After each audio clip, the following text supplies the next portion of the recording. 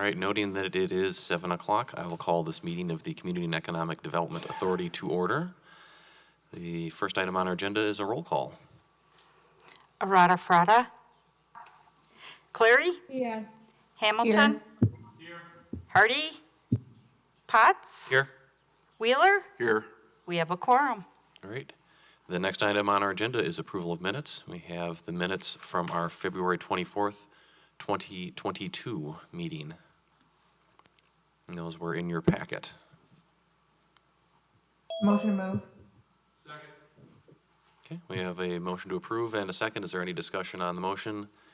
Seeing none, all those in favor signify by saying aye. Aye. Aye. The minutes are approved. Next item on our agenda is public appearances for non-agenda items. I believe Peter is here for an agenda item, so I think would we hold until that point? Or, I think, are you here for an agenda item? Yeah, so I think, so I said, we'll hold until we get to that point in the agenda. So since we have no public appearances for non-agenda items, we would move on to item number 5, which is the B-Cycle program update. Mike, or Joyce, if I turn that over to you first. Good morning, everybody. We wanted to bring back the B-Cycle team. We've got Helen and Mackenzie joining us on Zoom this morning to give us an update on the Fitchburg program that we're working with them on and putting together, but then also a sponsorship update. One of the things that we need to go through with our $50,000 that we had allocated from the Sports Infrastructure Fund to go towards this program is to work it through our pre-approval process there. But we were looking for kind of the private sector sponsorships to be secured, and then the public sector would kind of follow that. So they're here this morning to give us an update on the program and the status of sponsorship commitments at this point in time. So I'll turn it over to Helen and Mackenzie. Good morning. Great. Thank you so much. Good morning. I'm going to share my screen here quickly.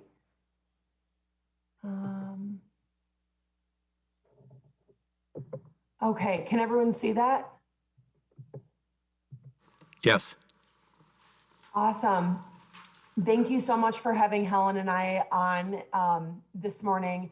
Just a couple of brief updates here. I'm going to pass it over to Helen for the first few slides, and then just an overall update of kind of the state of the state. So here we go. Thanks. Before we dive into the sponsorship stuff, we were just recently pulling some data from last year for the calendar year, and I thought it would be interesting to kind of share this heat map with the group.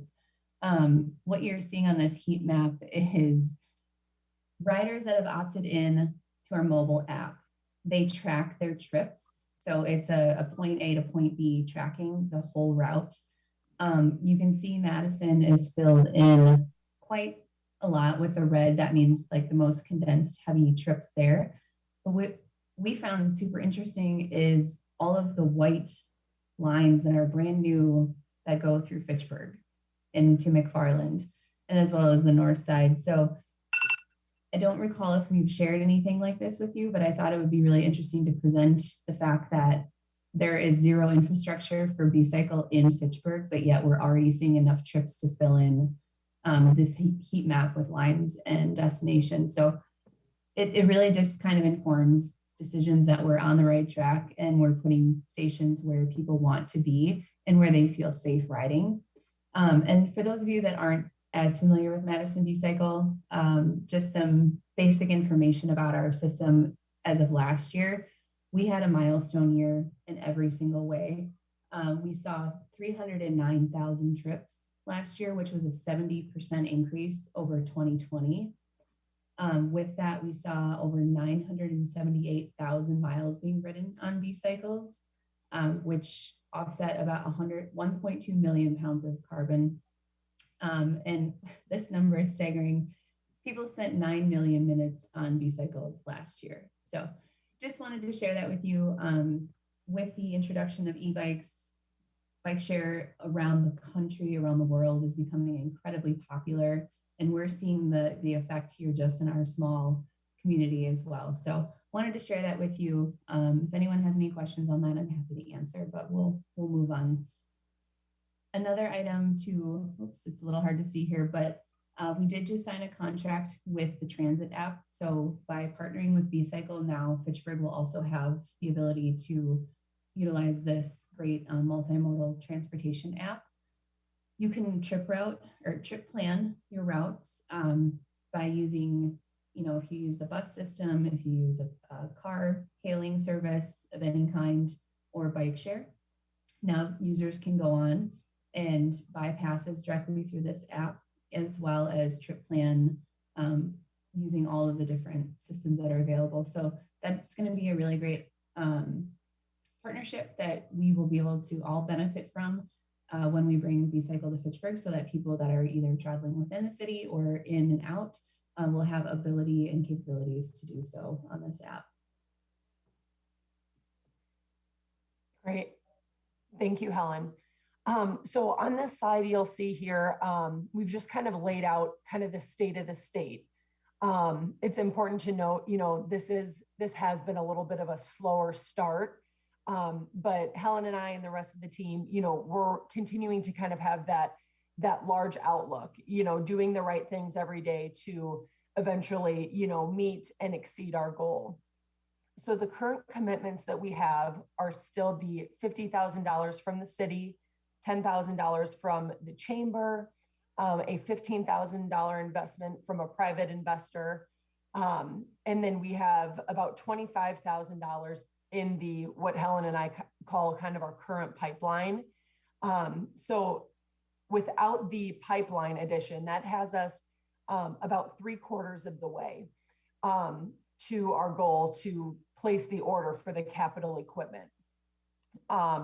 Again, we are continuing to do the right things every day to acquire more sponsors. And I think when we started out, I was kind of going after like the larger top dollar packages and kind of neglecting the small wins. So just, kind of realigning my focus at least, and continuing on from there. So that is where we are at currently.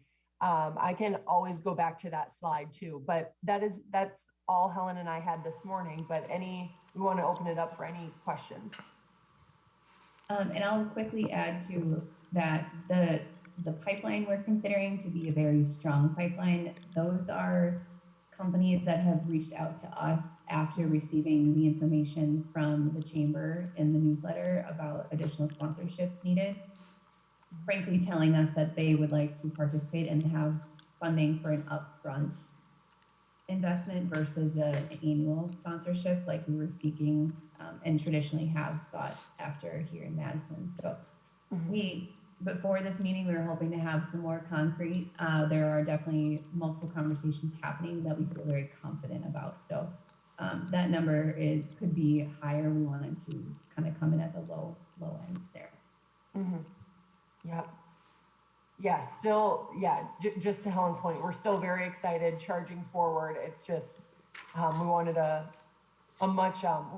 we wanted a lot better news here this morning, but just again, the state of the state and just where we're at currently. Any questions for Helen and I? Jim? Helen, I'm really excited about this also. When I talk about it with people, I think they're excited also. But could you send that heat map to Joyce so she can distribute it? Because one of the things when I talk about this is people can't imagine that the B-bikes are actually being ridden in Fitchburg. They think that they're just confined to Madison. So to be able to have that visual would be very helpful. Yes. Absolutely, I can send that your way. Great. Julia? Yes, good morning, everyone. So my question is, you are still looking for a sponsorship, isn't it? Yeah. So what is your gap now that you need to put the first order is 20? Yeah, yep. We're just missing that roughly $25,000. 25, okay. Yep. I'm gonna try to find you a sponsor. Okay, thank you. Thanks, Julia. Yeah, that's great. Mike? So another question. So Yeah. for the sponsor need to contact you on the email that is here in the packet. Yeah, that would be Okay. great. Okay. Yep, they can reach out to Helen and I, and we can take it from there. Okay, thank you. Go ahead, Mike. And Julia, just to follow up with your question on sponsorship, there's information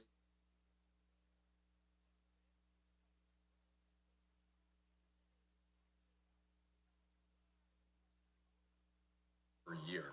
And I think as Mackenzie and Helen work with some of the folks that they've got identified in that pool there, I think what we're finding is that's a more manageable level for businesses and people that are considering sponsorships to kind of work within their budget. So I think it's generating, more interest now at that level from a wider kind of pool of potential prospects. Exactly. And then one thing that I'll need to do, if the committee this morning is so inclined to, and we wrote some language there as far as consideration and action of a possible motion this morning, we would need to bring back the pre-approval to actually allocate the dollars at our April meeting. And then between now and then, hopefully, the B-Cycle team would have those sponsorship commitments by that April meeting.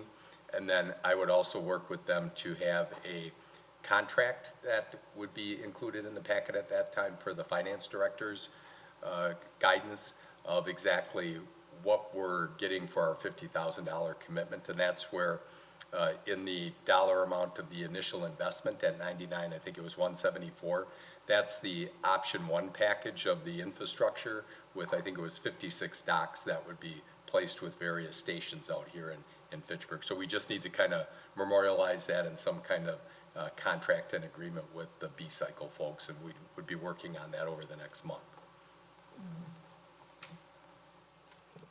Can I Go just, ahead, Julia. can I just add something quick? Since I'm going to be doing the pre-approval, the process would be, I would need to have all of that information up front before I can submit the pre-approval for consideration. So I just don't want you to think that, I'll need to know, like, once we release the money, where does it go to, that type of thing. So just, if you can kind of work closely with Mike and myself, and share that information between the two of us, it would be really helpful. Thank you. Absolutely. Julia? Yes, I have a question because I don't remember when we discussed this in the past. So why we selected starting in the west part of the city instead of in the east part of the city instead of the west part of the city when the need is greater in the west part of the city?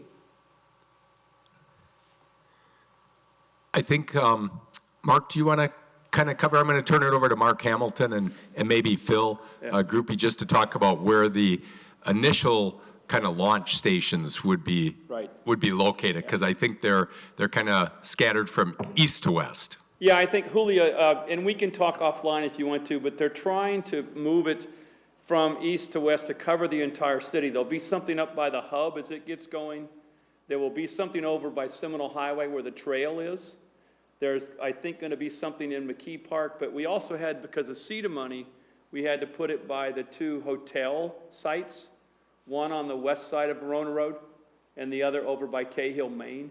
But there is an investor on the east side, and Helen or Mackenzie, speak up here if I miss this, that wants to put B-Cycle stations at his spot. But I think you're going to hear from Phil in a minute. There's a phase 2 plan of this. We tried to look at it in 2 buckets, and this is the initial bucket. But I too echo what Jim had said. I've seen B-bikes the last couple of weeks out going all the way through these Fitchburg trails. So I think they have a plan as it comes forward. So we will try and address the entire city as it goes into play. Yeah, and I would, sorry, go ahead, Helen. I would just say from our perspective, Julia, as well, when we launch new systems from an operational perspective for us, our shop is located on the east side of Madison. So initially to get started with the limited resources that our team has right now, it makes sense to start with a more dense system to get people used to it and writing, and we're able to better serve it at that point. And once it gains traction and popularity within the city, what Phil's probably going to talk about is the phase 2 plan. That's where we really start expanding more into transit versus a recreational system. Yeah, I don't think I need to add anything to that. That's pretty much what I was going to say. Okay, if I look at the map, can I speak, Chair? Yes, go ahead. If I look at the map, there are some areas where they are not totally dense, that you're planning to put this station. So this is what I am curious about, you know, who decided where these stations are gonna be? And it was data behind, you know, and so this is my question, because I think there are areas where they are more dense, and then there are more needs, and I don't see a station there. So that's it. Yep, and we absolutely wanted to look at density. The very first station feasibility map that Wade Thompson and I put together over a year ago now, what we actually put together for a pilot was factoring in. We were looking at bike share models that have been successful, both Madison but also other cities around the country that we looked into. And a common factor that we saw with especially the initial phase of stations was that stations were as close to multiple uses as possible. And so when you get along the fish hatchery corridor, you've got residential and commercial and recreational activities nearby.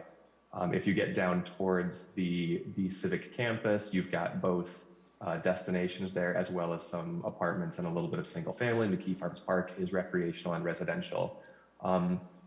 What we felt would make these stations successful, especially in the initial pilot phase, was having those multiple uses, so that you've got people both leaving and arriving at stations. You don't have just a flight of bikes from one location to another, and then throughout the day you have to keep going back and returning those bikes to the initial station in order for them to be available again. So what we were really looking at targeting initially was some of the more kind of central corridor of Fitchburg. And then once we felt that was well established, as Helen said, once it was gaining in popularity and was becoming adopted by a larger proportion of the population, then what we really want to do is branch that off into other locations of the city, particularly places of higher density and greater transit need.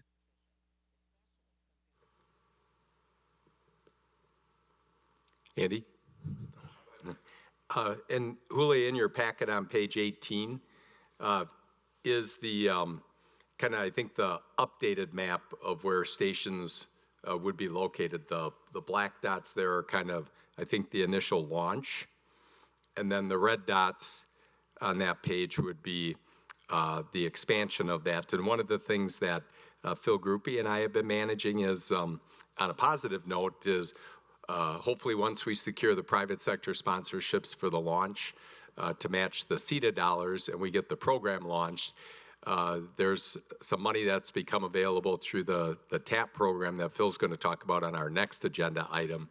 And that's why we're kind of managing the sequence of things here, because the TAP grant that Phil will talk about is actually a launch, or I mean an expansion of what should be the launch of our program. And the timing of things kind of accelerated with the TAP grant, kind of submittal deadlines and things like that. So that's why that's good news that that's coming to the forefront, and it seems like we're well positioned to be successful with that grant application, not to steal Phil's thunder here going forward. But that's why we want to emphasize getting the program launched and securing those private sponsorships, because the TAP grant is definitely an expansion.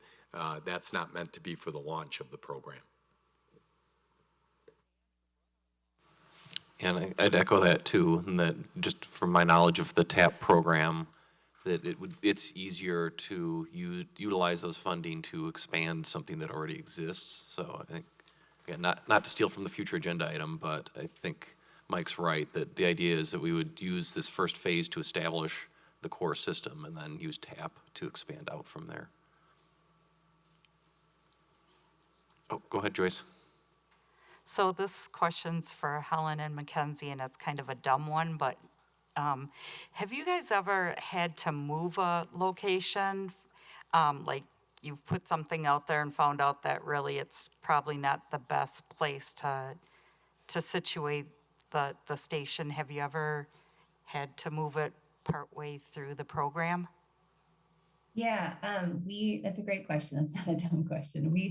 We monitor our system all the time, and we have a usage report that tells us which stations are getting, how many trips are getting taken from each station.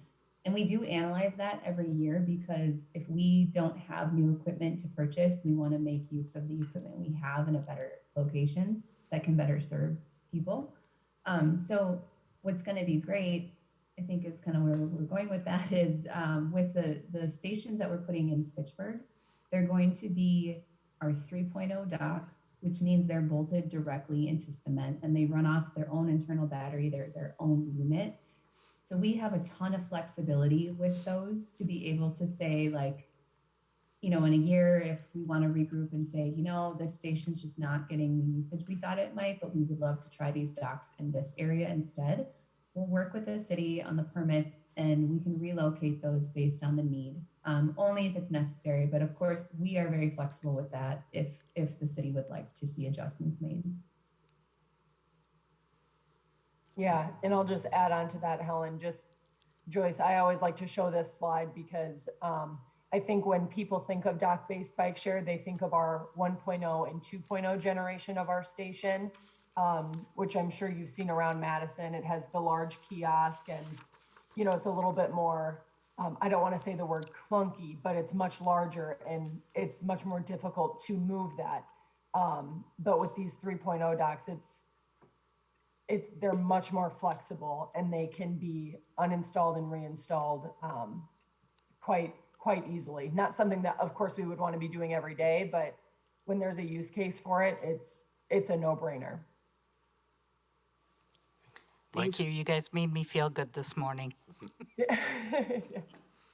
ahead, Mike. Yeah, good segue. One other housekeeping item that I'll just bring to CETA's attention is as far as the siting of the locations and that permitting process, we have the B-Cycle team scheduled to meet with our internal development team next week, Tuesday, to go through what would be the siting and the official permitting process through the city of Fitchburg here to locate the stations and the docks there. And that there's different kind of, there will probably be different guidelines depending on if it's in city right of way, is it on city property, is it on private property? And so they're going to meet with planning, zoning, public works, and parks, and we're just going to sort through that kind of process so we know going forward how that's going to work from a housekeeping standpoint.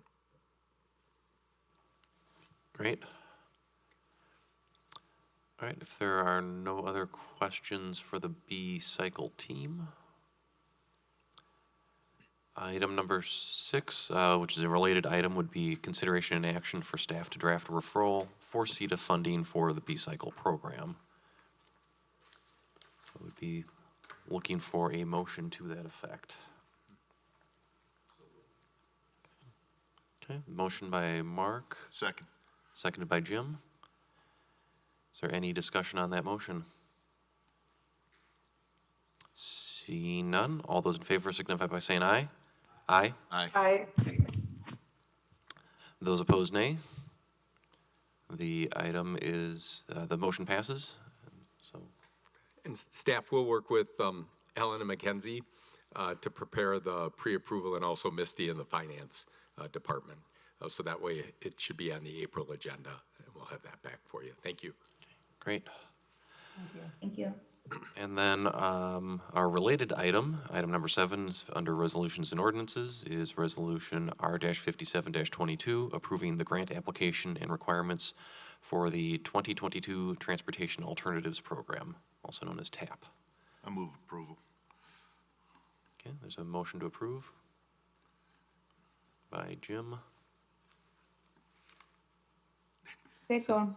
Oh, I think Julio beat you to it. Yeah. We do, Yeah. yeah. And we do have Phil with us here, if you had anything you wanted to add.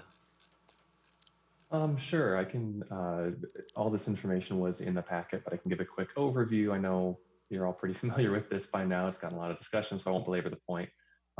But as Helen and Mark were mentioning, we're looking at bringing B-cycle to Fitchburg in a two-phase approach. The second phase would be a larger, more significant uh, um, piece of the puzzle. And in January, I applied for a grant with the Wisconsin Department of Transportation to help fund that phase two expansion. Um, it really is about getting B-cycle out to areas as Julia mentioned that have maybe a little bit more need for additional alternate transit options. I guess this grant specifically is it's DOT funding that is coming from a 2015 Fixing America's Surface Transportation Act. This is distributed both by the state and by also the major metropolitan planning regions. So the Greater Madison MPO is actually the first entity that we're applying through. If you noticed in the resolution, there is a range of funds that's given. The reason for that is that the Madison MPO initially will select projects to be funded, but then projects that aren't funded, they also can pass through to the state, and the state would then fund at a different level. If we are funded initially through Madison MPO, that's great. That secures us the funding sooner. We have that security. But in order to spread their funds out over a greater number of projects, they also have a calculation that they would fund ultimately a little bit less than 80% of this. If they don't fund it, pass it through to DOT, and then DOT decides to fund this, we would get that full 80%.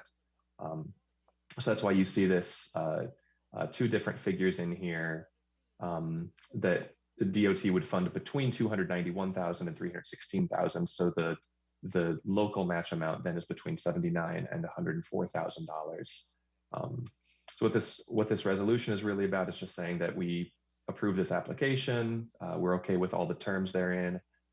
If this project is funded, then that 20 to 24% of the total project cost does have to be met via local match. Now we expect that to be a combination of, what we've already been talking about. We've got money for phase one from CETA. We're also getting funding from the chamber and from local partners, and we expect to pursue, again, partnership dollars to fund this local match. Because we don't have any secured right now, of course, we can't formally commit sponsors that we still need to seek out. And so within this resolution, the city would be committing to essentially back any of those funds that aren't met. So that could be as high as $105,000. We certainly don't expect it to be that high, but for the resolution, we need to be able to commit to ensuring that's funded. Now, this resolution is also the final piece of our application to the DOT.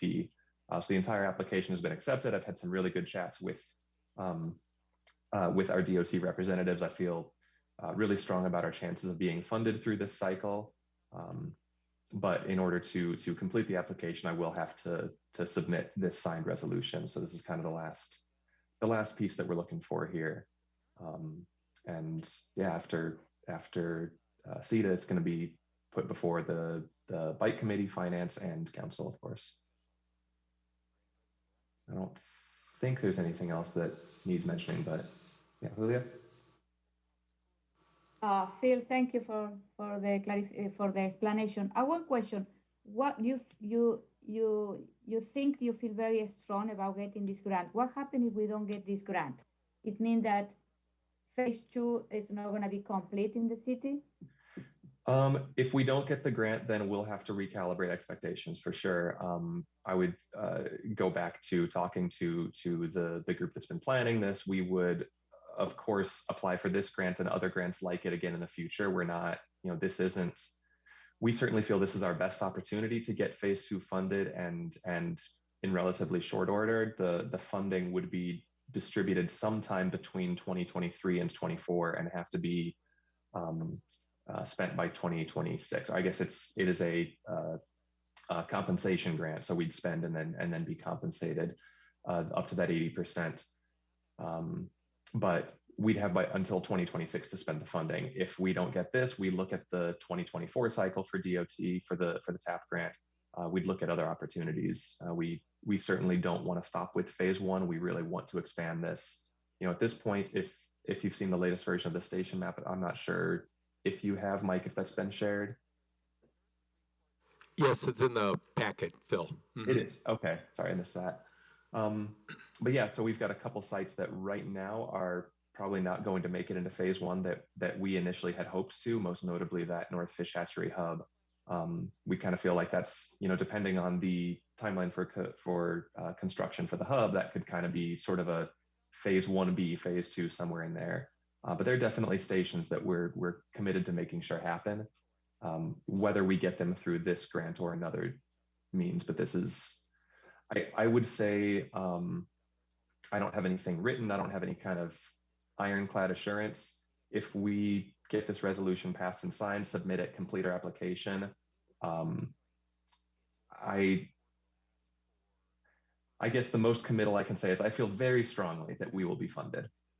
I feel really good about it. It's not just kind of a hope and a prayer. All signs point to this is a strong project. The DOT really likes what they see out of it. B-Cycle wants to expand through Fitchburg.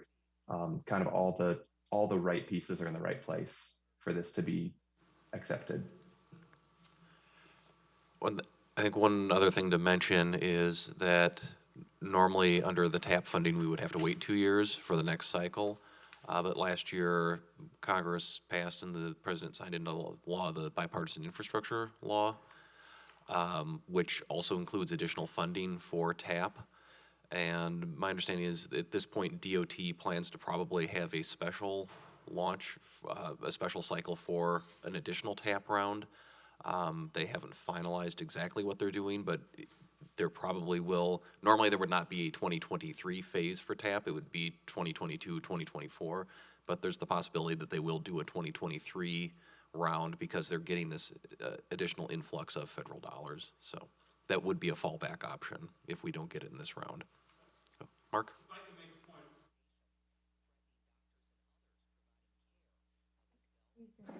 If I can make a point as to what Phil had said, I think he's right. I had the pleasure of participating in the TAP grant conference call, and they truly want to connect the network, the bicycle network out of Madison, out here in Fitchburg. And as a cyclist and also serving on the bike committee, I have seen a number of B-bikes the last 2 weeks as the weather's improved out here on our trails. And I think it will go very well once it gets going. And as Julia asked, I think phase 1 and phase 2 will give us a very large network. The other piece of this is having somewhere to park if you drive up in your car to get an e-bike. And so we got to make sure that some of those places are close to places you can also park. But I have that same confidence Phil has that I think they want to give us this money. So as our alders on the committee, if you and Julia can support this when it goes forward, I think we'd greatly appreciate it. But Phil's done a nice job taking this word along with Helen and Mackenzie's help. So thank you.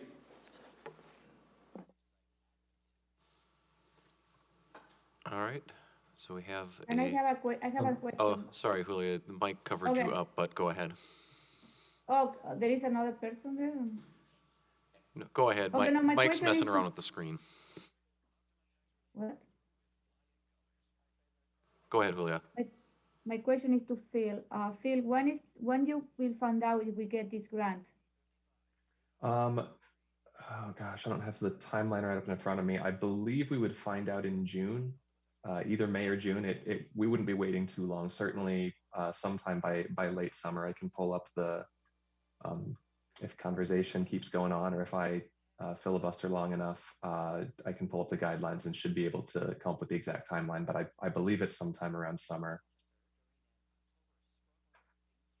It looks like governor announces the approved projects in July or August. So the decision would be made in May to June. And then the formal announcement would be July, August. I would assume we would find out prior to that.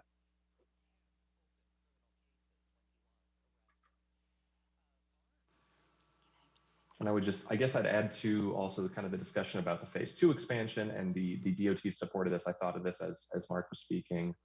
I don't want to commit B-Cycle or Madison to anything here, but I think one thing to consider strategically, and I think DOT kind of has this in mind, as Mark was talking about really expanding the bike network through Fitchburg, is that Fitchburg and Madison are connected by several significant bike trails: the Capital City Trail, the Cannonball Path, the Southwest Commuter Path that becomes the Badger State Trail. But there are also a lot of these areas of denser population that we really would like to expand to, kind of sort of on this margin between Madison and Fitchburg. One thing that I'm hopeful for is that by expanding this into Fitchburg, it maybe increases the viability of being able to really strengthen this bike network kind of on this sort of the Park Street Fitch Hatchery crossover between Madison and Fitchburg. I think that would be a real strength of this program as well, is that it's we have a couple stations of the Madison B-Cycle network that are starting to push down towards Fitchburg, but I think this would really help to advance that as well. Julia?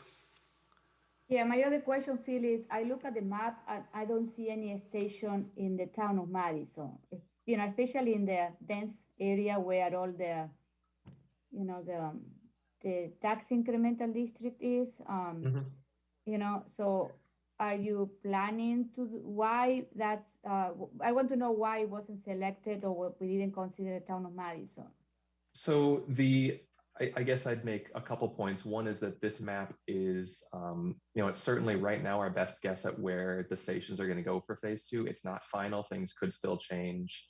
But that is something we definitely did talk about early on, putting a station at the Novation campus over by Rimrock. That's still something that I think we would have interest in.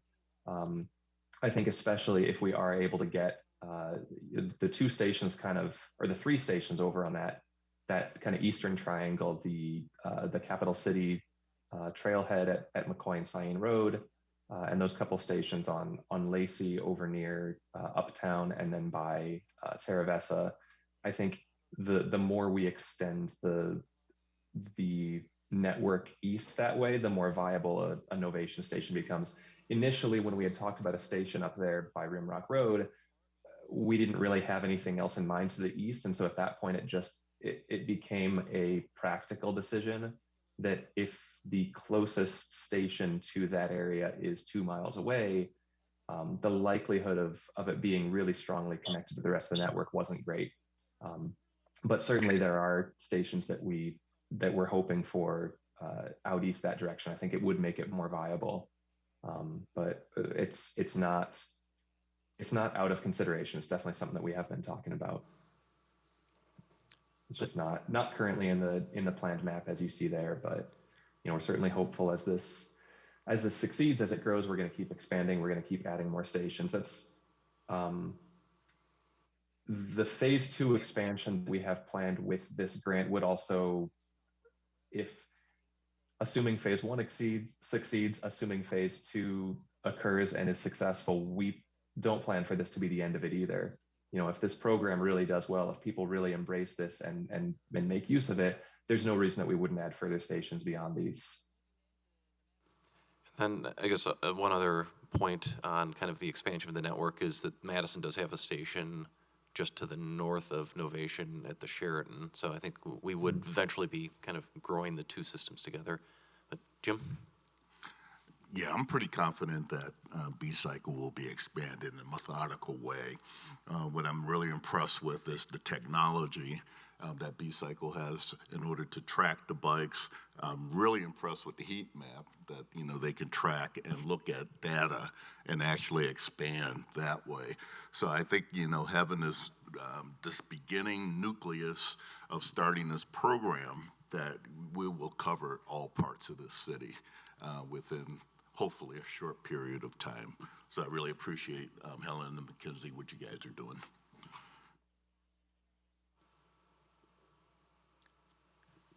All right. Oh, go ahead, Julia. Yeah, I want to do a follow-up question about the town of Madison. Even though that you mentioned that there is another station in the north of, in the area of Madison, north of the deadline, the, that area where, what is the name of the area? Oh, I forgot. Oh, the tax incremental district. Okay, so that Southdale? area is a lot, Southdale? yeah, that area where we have all these businesses, we have big employers there. It's a very dense. We have apartment seniors complex. You know what I mean? So I think we need to. I think we need to make the effort to even to put it in a list. Even I will feel more comfortable if I see the allocation in the town of Madison in the expansion added there, because some of those. Um, some of those stations for phase 2, some of them they are like they are not considered final station, but I will see that I will feel more comfortable if I see also the town of Madison station included in the list.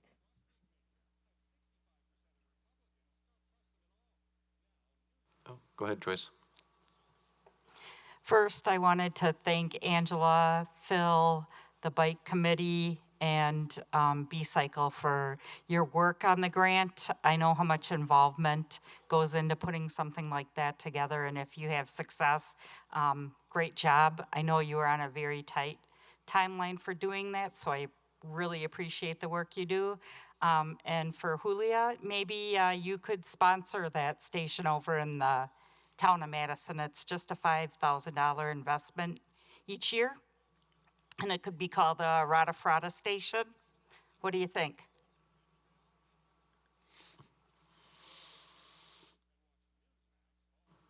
All right. If there's nothing further on this item, we have the resolution R-57-22 before us. There's a motion and a second. All those in favor signify by saying aye. Aye. Aye. Those opposed, nay. The resolution is recommended for approval. Item number 8 was supposed to be our Terra Vesa update with Phil Svium, but my understanding is that Phil is not going to be available to be with us today, so we will reschedule that for our April meeting.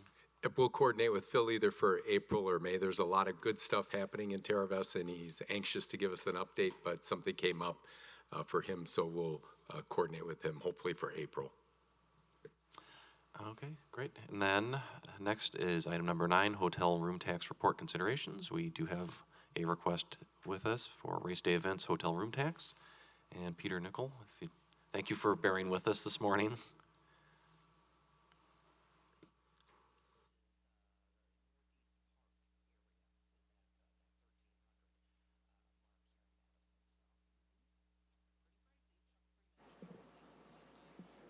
Okay.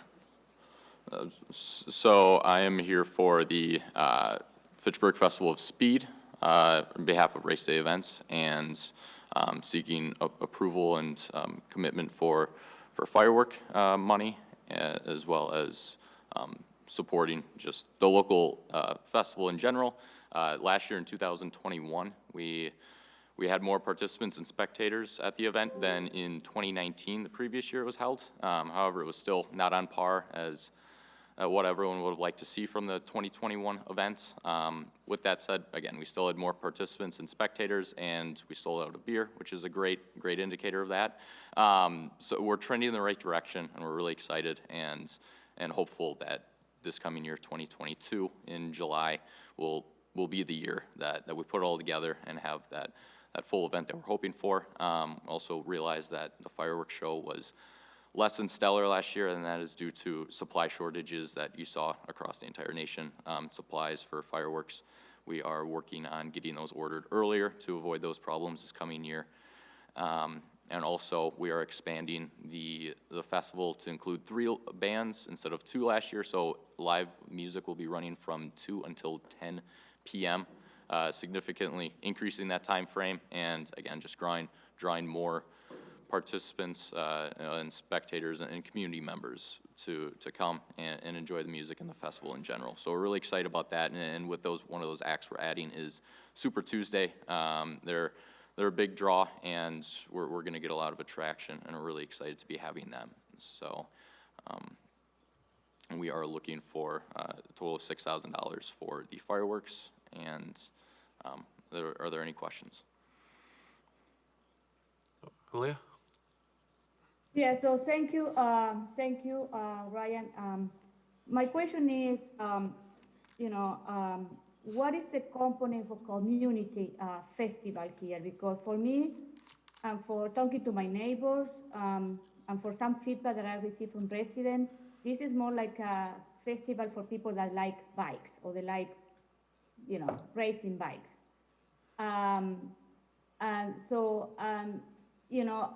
To be honest, I would prefer to invest this $6,000 firework in one of the festivals that the city and the Fitchburg organize, like one of the concerts on the park, where this is a community event where you have thousands of people going to this to enjoy 2 or 3 hours of live music.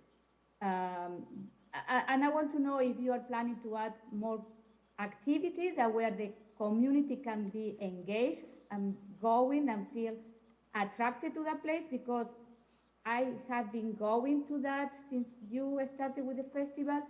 And I don't see anything that motivates me or my family to go there, because I don't drink beer, so it's not attracting me to drink beer.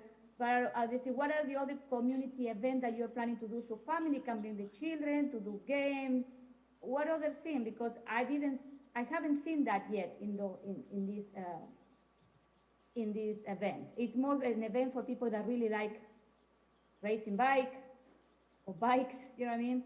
So I know this is a great event to the city, attract a lot of people from different places of the country. I am not gonna say no, I agree with that.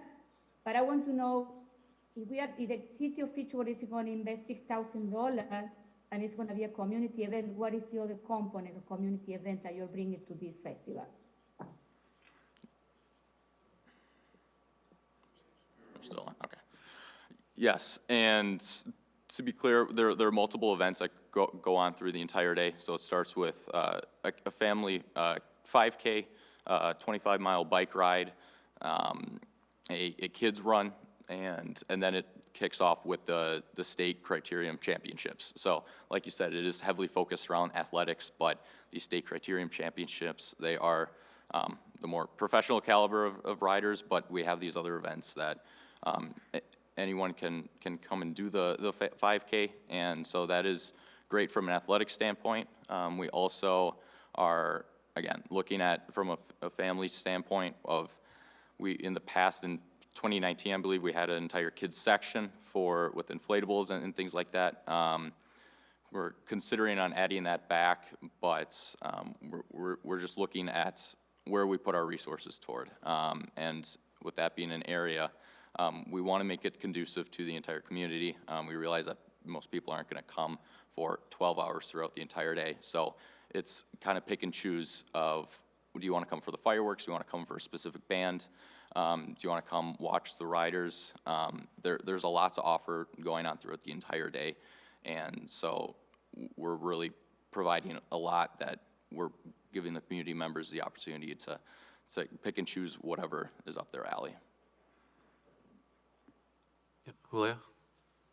Yeah, so the other thing, Ryan, like, it will be great if you do a better outreach about the fireworks, because to be honest, last year it wasn't too much outreach, or people didn't know about, because people were surprised, or people were commenting on social media, what are those sounds, what is that, what is happening in Fitchburg?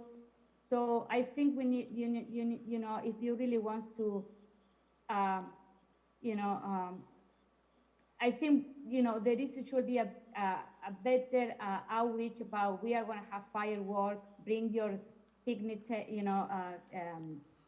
come to the park. I don't know where you're going to do it this year, but to invite the people to go to the location, you know what I mean? But I think last year it wasn't too much, outreach of advertisement of the fireworks. So I know it was still COVID. I see people didn't want to get out of their homes, but I think for this year, the outreach should be, better than previous years. Yeah, I completely agree, and we're working with our marketing team here to increase that word and increase that general knowledge and know-abouts of the fireworks and the other events going on throughout the day. Again, all of our events last year were kind of on the border for a time as, are they going to be held? So we weren't pushing them as early as we are currently this year. So we're getting out ahead of the ball this year and, yeah, just increasing awareness. Andy? Oh, go ahead, Mike. Sure. I just, I checked in with Finance Director Misty Dodge, and in 2019, we allocated the dollars in June.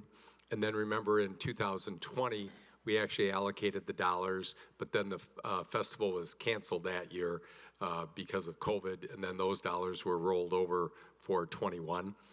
But with the communication and outreach on the fireworks, the first year it was decided kind of at the last minute in June, and the festival was held in July. So we didn't get to do much marketing or coordination with that leading up to the inaugural year.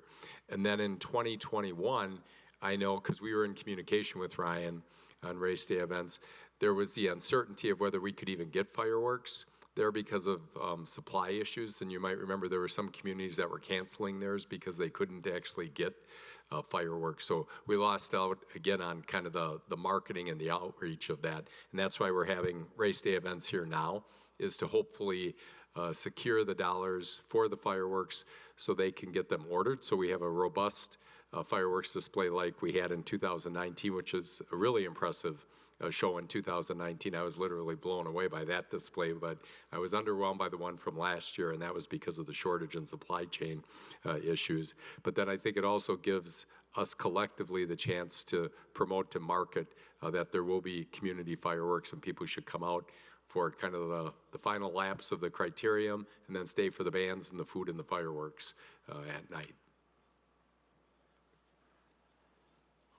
Yeah. Oh, go ahead, Joyce.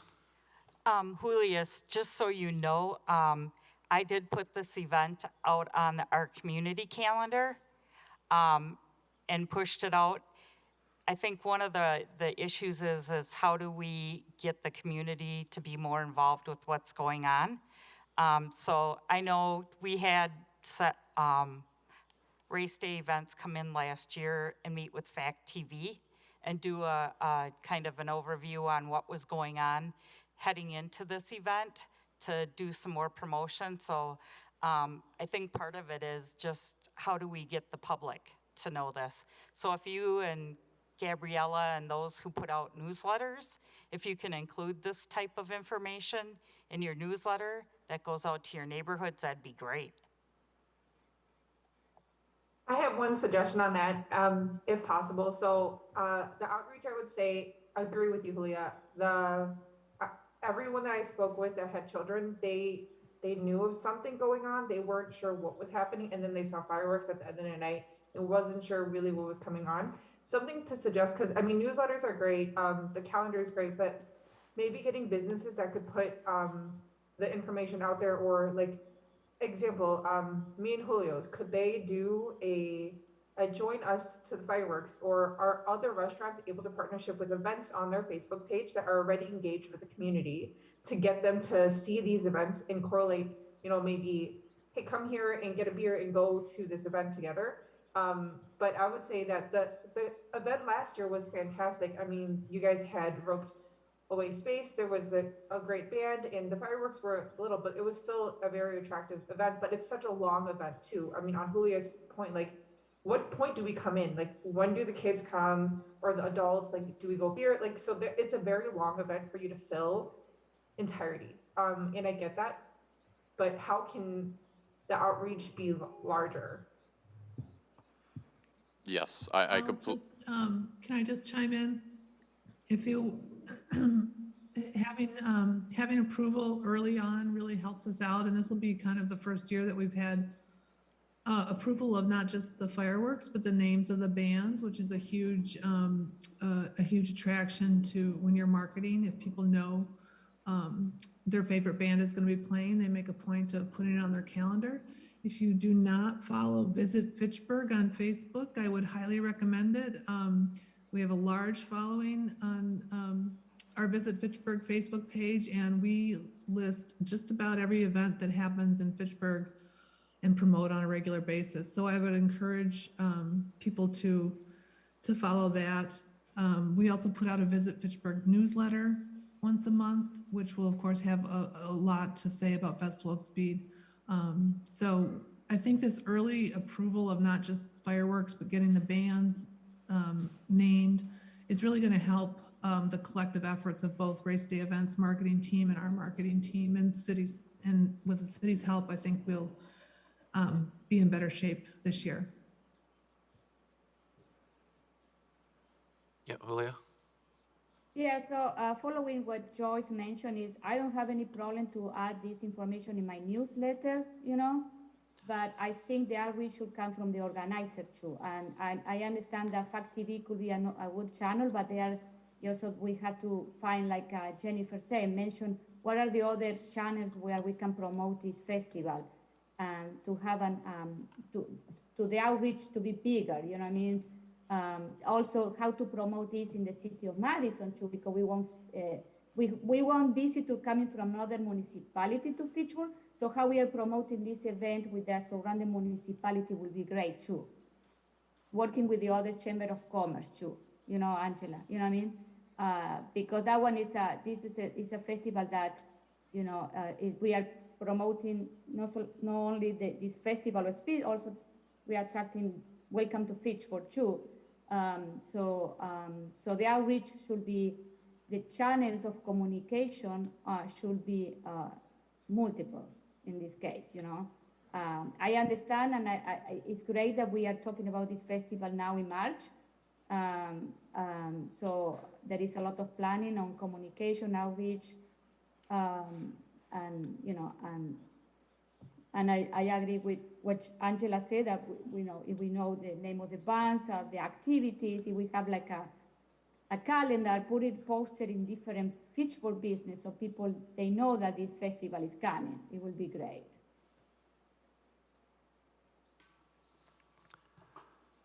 One thing to note, I did just pull up Travel Wisconsin, and the festival is being advertised out there, so it's getting statewide reach as well.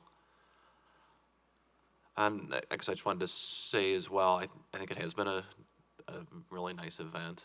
I mean, I'm a little bit biased in somebody who used to race, so I have kind of that interest in going to see it. But I mean, my 5-year-old thought the fireworks were fine, and we biked down from our house and just put the kids in the trailer and went down there, and they had fun playing around and watching fireworks, and then we pedaled back home when it was done, and it seemed like a really well-attended event.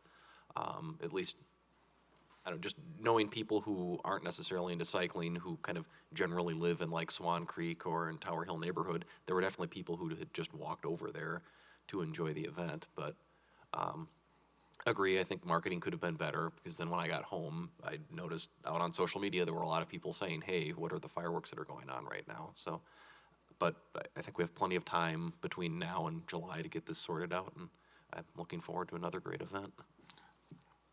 Go ahead, Jim. Yeah, communication seems to always come up, but, I think we got to remember that communication is two-way.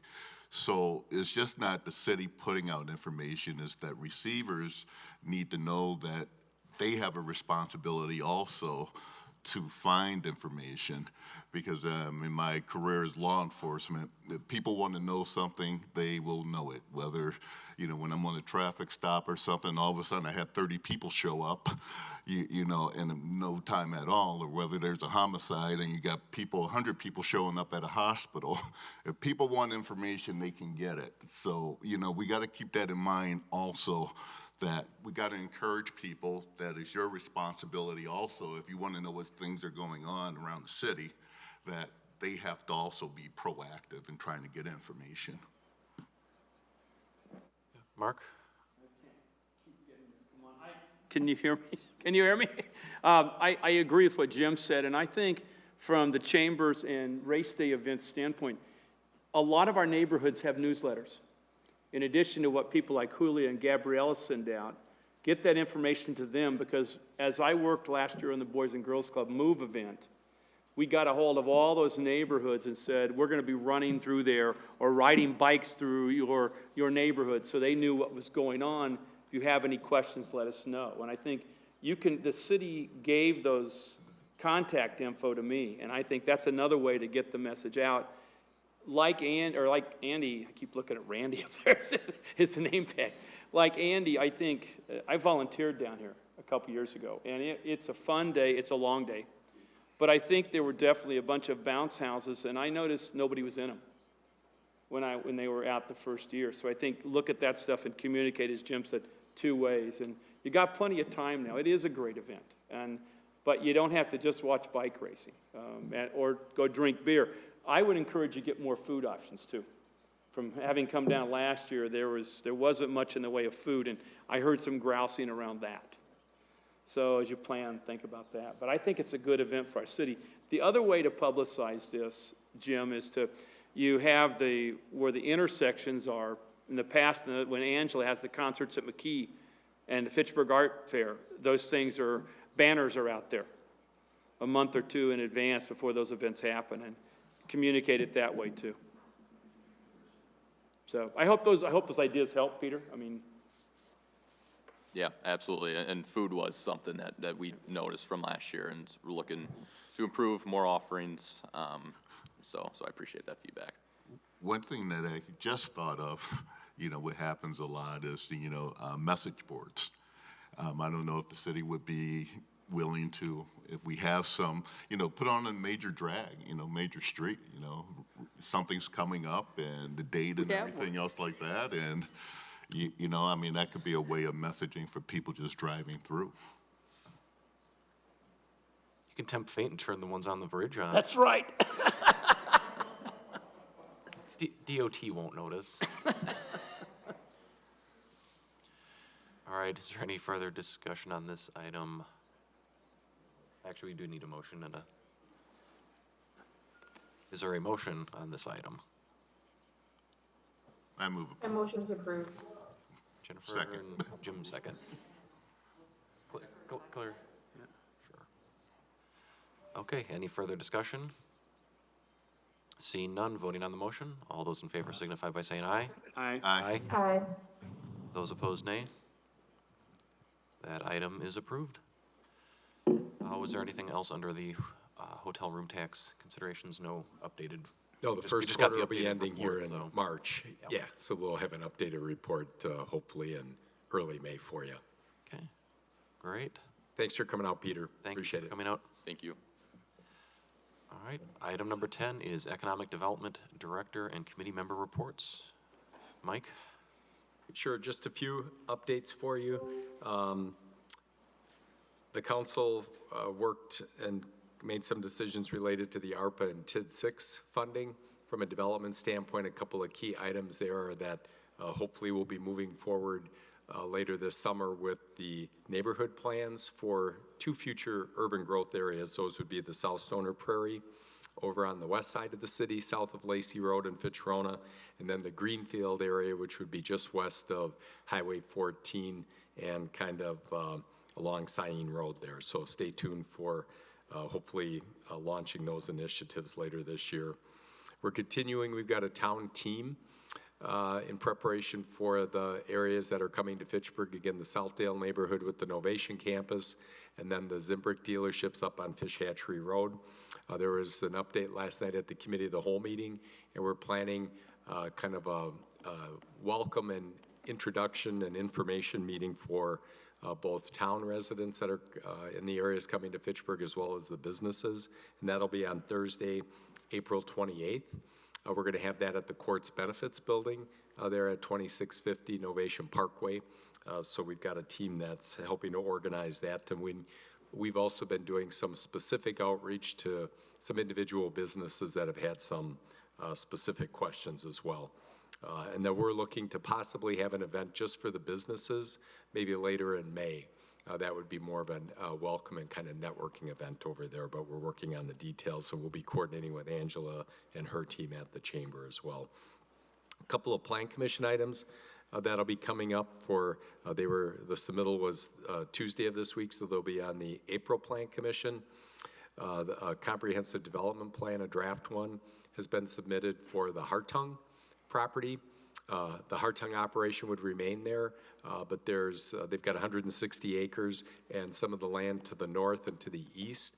There's a draft comprehensive development plan that'll be coming up for consideration that would maybe get us some more sites and acreage for kind of that industrial specialized science and technology type companies and prospects. And then in the northwest quadrant of that property, there would be some land for multifamily rental apartment units and also townhome units. So keep an eye on that one coming forward.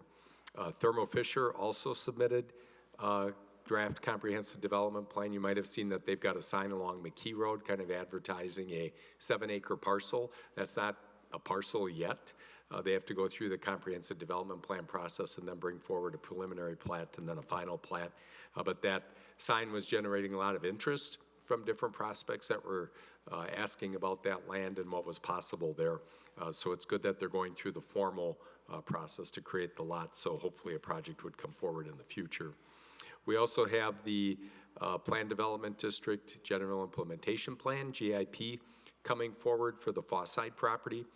That's the clean fill site between Highway 14 and MM, and we're working with Royal Capital, the group out of Milwaukee, on the general implementation plan for that property. The current version shows approximately 347 housing units with a balance of ownership to rental, then about 37,500 square feet. They increased the amount of commercial space in that. So that'll be coming forward to the Plan Commission as well. And then we've been working quietly with Payne and Dolan on a comprehensive development plan north of Cottonwood Drive, and the purpose there was to create a 7-acre lot that would be available for General Beverage to come forward. And so they submitted plans they need additional warehouse and distribution space. So they're coming forward with plans for a facility that would be just south of Cottonwood Drive. So some good things happening there. Then at the council meeting on Tuesday night, the Traceway North apartment project got their final approval on the SIP. So that project will be moving forward. That's north of Traceway Drive, just to the west of the Fitchburg Ridge Shopping Center across from the Highline Senior Apartments. And it's got about 181 apartment units there, and about 30 of them, I think, are townhome units with the individual entrances that'll be out to the street. And then last night, we did a presentation to Smart Growth Greater Madison. That's kind of the consortium of developers, contractors, real estate folks. So we did that at the Hop House, the mayor, City Administrator Chad Brecklin, and myself. And we've already got 3 follow-ups that we're doing with some of the people that were there that want to talk to us about more development opportunities in Fitchburg. So it shows the value of doing those presentations and the outreach to different development entities that are out there. And then last night we also went to the UW Chancellor's Entrepreneur Awards at the Discovery Institute, and Jim Bakke was one of the recipients that was honored for Sub-Zero Group. And in the video recognizing him in Sub-Zero, it definitely highlighted their Fitchburg campus here, so that was kind of neat to see. So congratulations to Jim Bakke and Sub-Zero on that award from the UW Chancellor for Entrepreneurship. And I think that covers everything. Any questions? Yeah, Mike, I've got a question, and this still isn't going on. So my question relates to just a curiosity up where the old BP station is. It looks like it's now mostly been cleared out of that shopping center area. Is there anything coming forward to the station it's empty ground now? I think there's been some entities reaching out to the property owner of the kind of the Bowman Plaza, but I don't think there's any, nobody's reached final agreement or has the property under contract at all. It looks like it's emptied out, so. Yeah, we've had a few inquiries, up there. The BP, store is empty. Emilio's closed in there. Pancake Cafe is closed up there, but there still are a few businesses, Pizza Extreme, the Lorena's Beauty Shop or Hair Salon is up there, American Family, and then there's the laundromat is still up there, and then there's the supplements kind of smoothie operation. I think that's back there. It just looked empty last night except for Pizza Extreme. That's why I was asking, so. Okay, thank you. Yeah. And I think I think even though the Stop and Go's have closed, the headquarters for Stop and Go have been up on the second floor.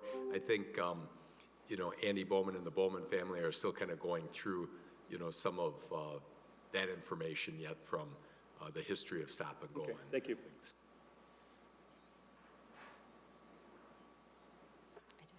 Oh, go ahead, Joyce. I just have one quick update. I noticed at the last meeting, Julia had asked about MadRep and what the acreage requests were coming through at, and Mike had said between 20 and 30, but it's actually more like 40 plus, so I just wanted to put that out there.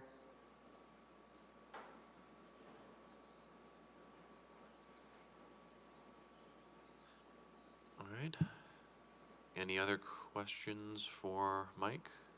Oh, go ahead, Mike.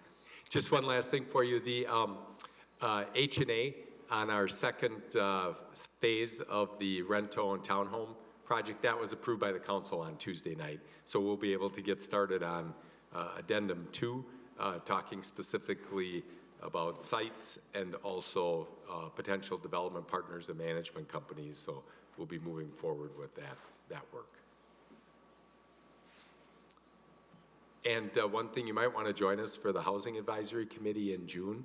Jack Pearson from Building Inspection is going to kind of give us his overview of the kind of the state of our multifamily rental properties here in Fitchburg. He's kind of our best eyes and ears with boots on the ground that can give kind of a good assessment of current state and condition of those properties. So as we look to, even though we're focusing on the rent-to-own program, as more money becomes available through the closure of TID 6 and eventually with TID 4, there might be, some kind of program we want to look to create to be more of a rental rehabilitation kind of investment or reinvestment matching, program. So if you want to tune into that housing meeting, that's the second Tuesday of the month in June, and Jack will be giving us kind of an update.